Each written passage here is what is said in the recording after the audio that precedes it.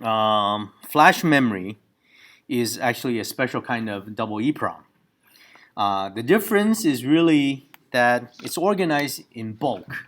That is, you have uh, units of what's called a page or a sector or a block.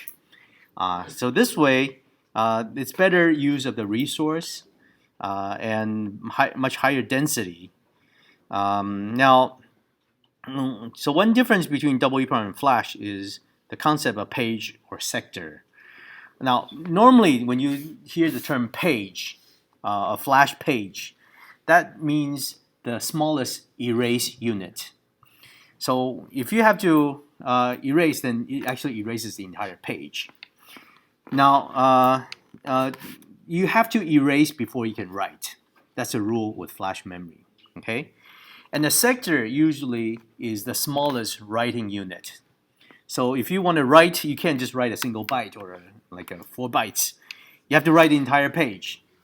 And most flash memories are organized in terms of these pages. That could be, quite a few K. And then you have multiple sectors per page. Okay, so this means to make a change to just a single byte is going to be very expensive because why? Because if you want to keep the rest of the data, you have to first read out the entire page, not just sector, entire page. That could be 100 some K into your memory buffer. Make the change in the memory buffer, in the DRAM buffer or SRAM buffer. Erase the entire page, not just that sector, entire page, and then write back. So that's what makes it very expensive. Okay, you can't just go in and modify, say this byte. No, sorry, you can't do that. And so there are a lot of algorithms for optimizing the access of flash memory because of this special property. Okay, and now what gets complicated is actually there's different kinds of flash memory technologies. That is how many bits per cell. We've been assuming, okay, well, each cell stores a single binary bit value. That's either 0 or 1 bit. But people like high capacity and cheap hardware. They want to store lots of data on a little cheap flash card. So what happens? Well, manufacturers start to make what's called multi-level flash memory cells. That is, instead of storing just a 0 and 1, we actually store 2 bits or 3 bits. So it's not just 0 and 1, it could be 0, 1, 2, 3. Just that same hardware unit. Or it could be 3 bits. Okay? So why is that a good idea? Because the hardware is not more. They use same hardware. They're just squeezing more bits into the same hardware. But of course, they have to be able to distinguish between different levels of value, right? So before it's a low versus high voltage. Now you have to do low voltage, a little higher, and high, right? So multiple levels, right, in between. So the hardware gets a little bit more complicated, but not much because you get to reuse that part. Now, of course, then there's reliability issues. So multi-level cells might have less reliability, as you might guess, right? Because it's really pushing the limit of how much you can do. And because if you have to distinguish between so many different levels of value, well, yeah, I mean, there's more likelihood the value could change. Could be changed from one level to the next level because the threshold is not as high anymore, not as large. So there's more chance of corruption. But of course, flash memory vendors know this, and so they build in error correction mechanisms so that at least you can detect or even correct some of the bit errors. So next time you go out and buy flash memory, you say, this one's really cheap. Well, that's because they probably use multi-level technique. Multi-level ones actually have slower access time, less reliability, but they're cheap. So, and most likely it will not store your data reliably for more than a few writes. So keep that in mind. So you get what you pay for. So sometimes people sell these more expensive memory cards, and for a good reason. There's actually good reason why they're more expensive. Okay. Now, there's different types of flash memory, and this is an important difference you should know. And this is the difference between NAND flash and NOR flash. Most of what you use for like digital cameras, for MP3, that's NAND flash. And that's cheaper, and it has this page erase, sector read, and also sector writing and sector reading, or page reading. Okay, it just depends. And this is good for if you have large amounts of data. By large, that means multiples of kilobytes, sometimes megabytes at a time. So things like storing digital photos, storing MP3, storing all that, right? That's actually a good match, because your access unit, it tends to be the coarser grain access.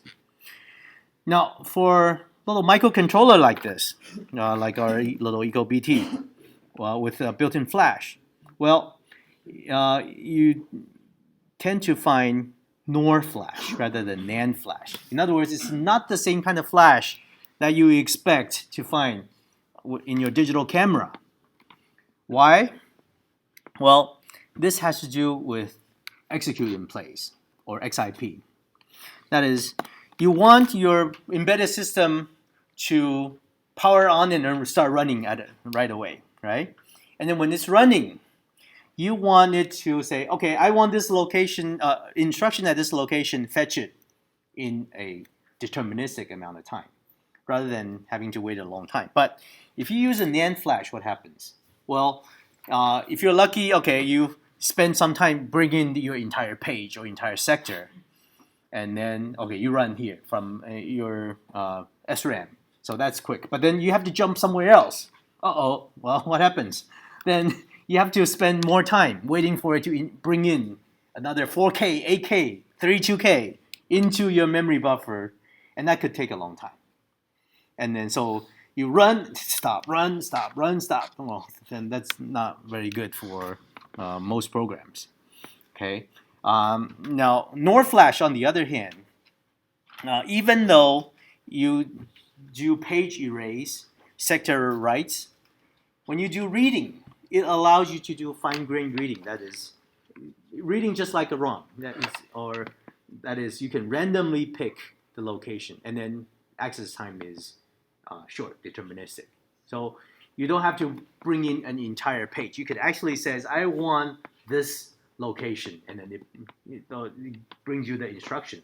So it's good for execute in place. Okay, so that is why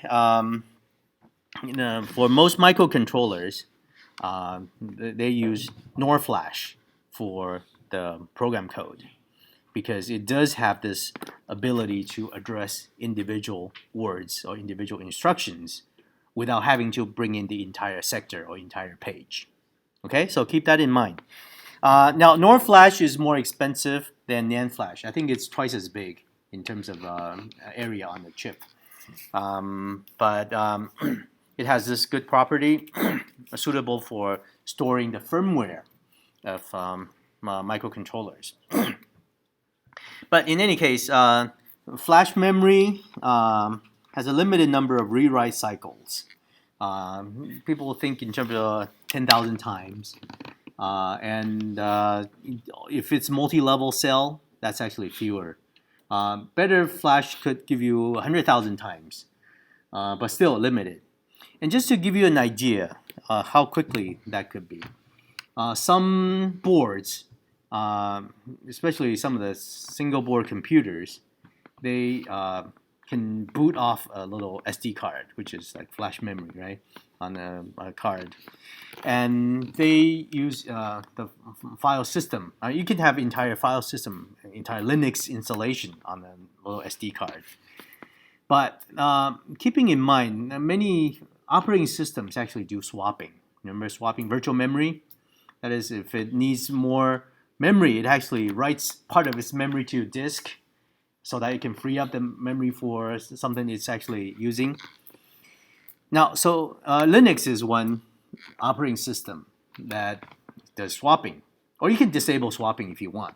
But if you don't disable swapping and you run it on a little single board computer, within just a week or two, you can wear out the flash memory. Okay, keep that in mind. So it's very easy to exceed this 10,000 rewrite cycles. So don't try to use your flash memory card as just a disk. You might have a USB stick that's you use like a portable disk, but if you're using it for every single operation of your operating system, then you can kill it within a week or two. Okay, so so that's different from like solid state disks that have special treatment, especially handling, so you don't wear out the flash memory so quickly.